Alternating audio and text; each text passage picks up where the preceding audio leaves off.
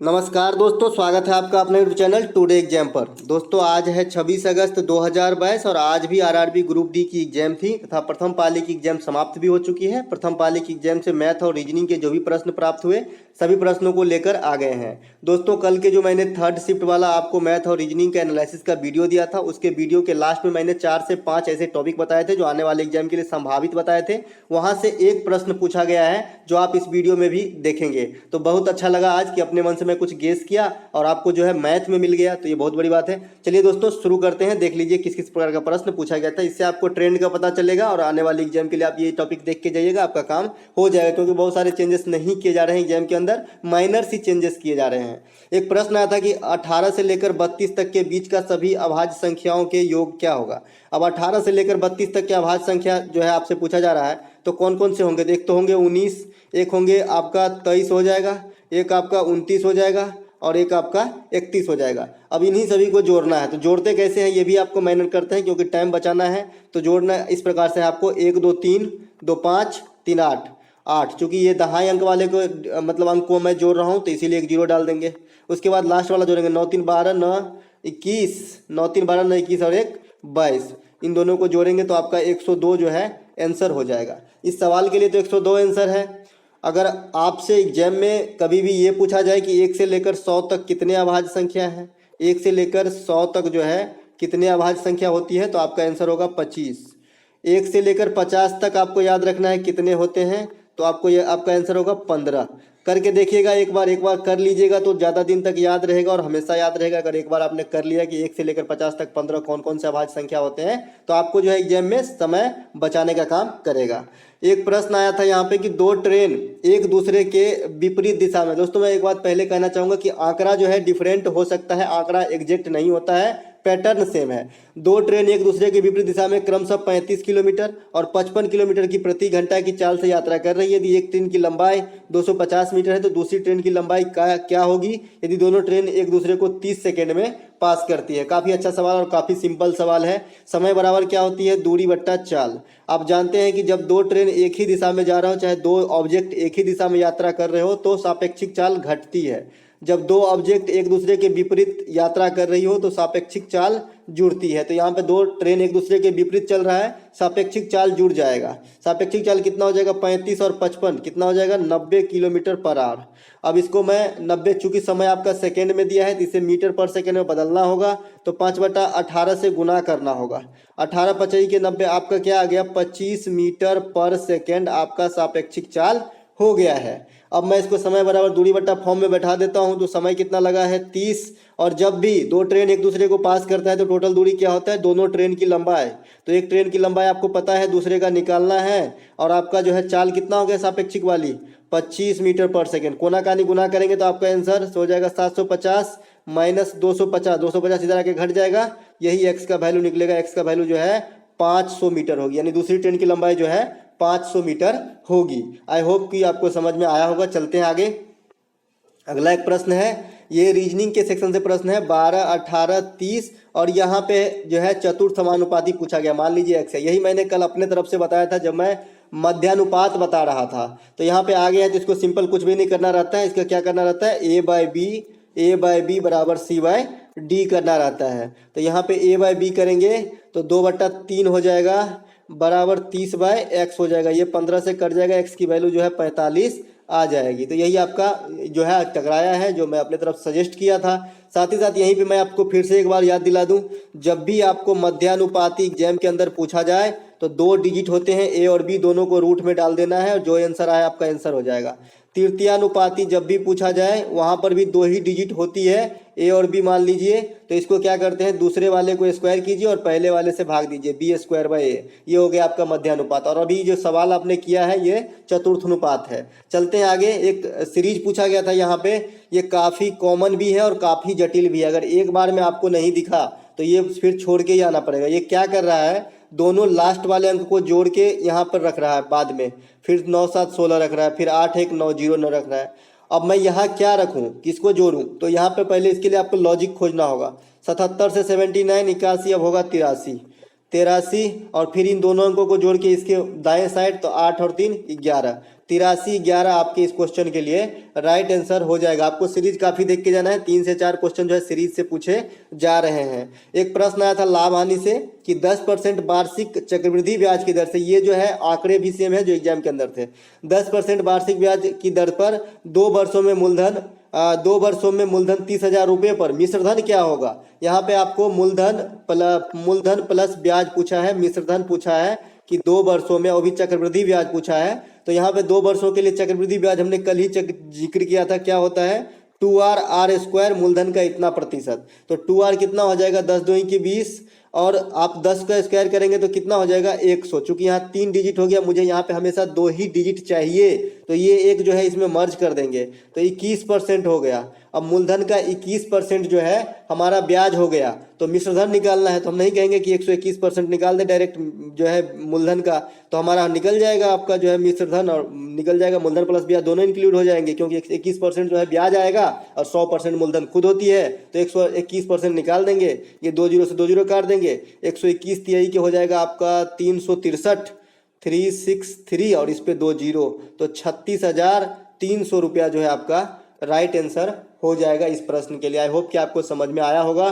फिर से एक बार रिपीट कर दूं आपको कि 2 वर्षों के लिए जो CI होता है 2r r स्क्वायर होता है, 3 वर्षों के लिए जो CI होता है 3r स्क्वायर RQ के फॉर्म में होता है, तो ये बात आपको ध्यान रखना है। साथ ही साथ 2 वर्षों के लिए डिफरेंस हमने बताया था कि मान लीजिए इसी सवाल में आपको सब दिन पूछा जा रहा है डिफरेंस वाला, आज नहीं पूछा गया।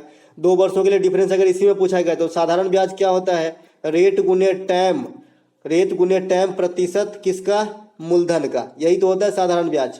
और चक्रवृद्धि ब्याज क्या होता है 2 वर्षों के लिए, जब जैसे आपने देखा तो इसका दोनों का अंतर निकाल लेंगे। जैसे इसमें करें तो 10 दूना के 20 हो गया, 20% हो गया मूलधन का, और अभी आपने चक्रवृद्धि ब्याज के लिए फाइनल रेट कितना निकाला था 21%, तो 1% का अंतर हो जाएगा। यानी इस सवाल में अगर अंतर पूछा जाता तो 300 रुपया का हो जाता। चलते हैं आगे।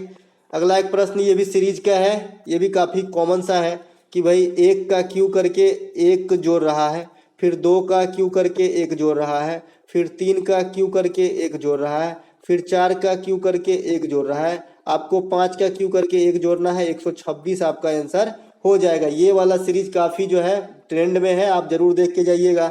ये कभी कभी क्या करता है 2 से गुना करके 1 माइनस भी करेगा, ये भी ट्रेंड में है, फिर 2 से गुना करके 1 प्लस करेगा, तो अल्टरनेट ऐसे भी चलता है सीरीज, तो ये भी आप देख लीजिएगा। एक प्रश्न पूछा गया था आज बेलन से कि बेलन का वक्र पृष्ठ का क्षेत्रफल क्या होगी यदि आधार की त्रिज्या 7 सेंटीमीटर तथा आयतन दे रखा है 1694 घन मीटर। तो दोस्तों सबसे पहले बेलन की आयतन से मैं हाइट निकाल लूंगा, क्योंकि वक्र पृष्ठ का क्षेत्रफल बराबर क्या होता है, वक्र पृष्ठ का क्षेत्रफल बराबर क्या होता है, वक्र पृष्ठ का क्षेत्रफल बराबर होता है आपका 2 पाई RH। तो हमारे पास R तो है लेकिन H नहीं है, तो H कहाँ से निकलेगा, आयतन से। आयतन क्या होता है बेलन का, पाई R स्क्वायर H, इसका वैल्यू कितना है 1694। अब मैं यहाँ पे रखता हूँ 22/7, R की वैल्यू आपको गिवन है 7 गुने हाइट बराबर 1694।